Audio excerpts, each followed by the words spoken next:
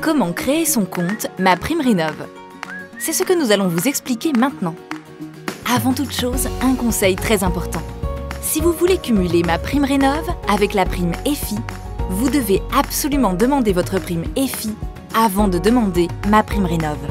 C'est la condition essentielle pour pouvoir recevoir les deux. Tout d'abord, il faut savoir que la demande auprès du dispositif MaPrimeRénov' ne peut s'effectuer que sur le site maprimerenov.gouv.fr. Lorsque l'on est arrivé sur le site, il faut cliquer sur « Faire ma demande ». On arrive ensuite sur une deuxième page où il y a des documents d'information pour bien comprendre le dispositif et alerter les ménages sur les bons réflexes, les points de vigilance dans les devis. Sur ce deuxième écran, il faut cliquer sur « Je suis prêt » pour démarrer la démarche de création du compte. La première étape, c'est de vérifier l'éligibilité avec des informations fiscales qui figurent sur l'avis d'imposition. Il y a deux informations à renseigner, le numéro fiscal et la référence du dernier avis fiscal. Une fois ces informations renseignées, il faut cocher la case sur les conditions générales du site. Puis on arrive sur la vérification de l'éligibilité à la création du compte. En renseignant ces identifiants fiscaux, le site va directement récupérer des informations. Ici, il faut simplement vérifier que les informations saisies sont bonnes. Il faut ensuite sélectionner un et seulement un demandeur. Pour les clients EFI, il est très important de sélectionner le même demandeur que celui qui a été renseigné pour la prime EFI. N'oubliez pas, il faut demander sa prime EFI avant de faire sa demande auprès de l'ANA. Une fois l'identité du demandeur saisie, il faut indiquer son numéro de téléphone.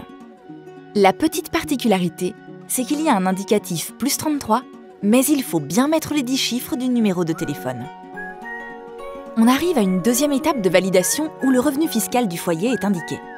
Celui-ci n'a pas à être renseigné, sauf si un autre occupant avec un revenu demeure dans le foyer fiscal.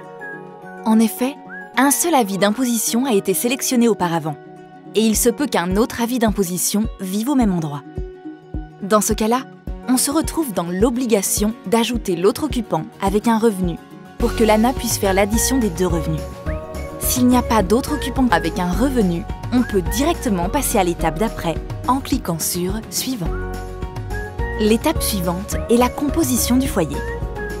Le déclarant est déjà pré-rempli, mais c'est ici qu'il faut ajouter des enfants s'il y en a, en indiquant nom, prénom, date de naissance.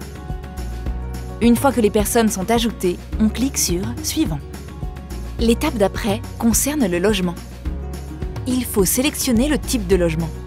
Il doit sélectionner également si l'adresse fiscale est la même que celle du logement à rénover.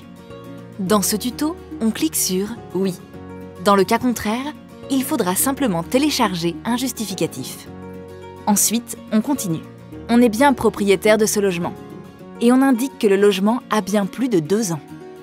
Il faut certifier que l'on est propriétaire de ce logement. Une fois que toutes ces informations ont été saisies, on peut passer à l'étape suivante qui consiste à ce que l'ANA valide le statut d'éligibilité. On arrive ici à la moitié de la démarche. Il faut désormais finaliser la création du compte. On clique donc sur la puce « Créer mon compte ». Nous sommes à la 3e étape. Là, pour créer son compte, il faut rentrer une adresse mail, la confirmer bien sûr, et rentrer un mot de passe. Le mot de passe doit comporter 8 caractères minimum, dont un en minuscule, un en majuscule et un caractère spécial.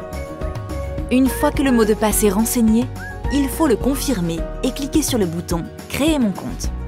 Un message de l'ANA s'affiche alors. Votre compte a bien été créé avec succès.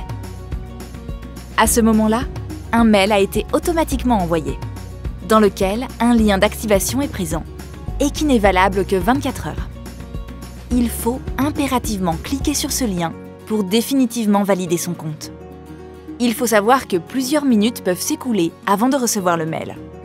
Félicitations, votre compte a été créé avec succès. Il faut ensuite se reconnecter en rentrant l'adresse mail et le mot de passe pour arriver sur son propre compte finalisé.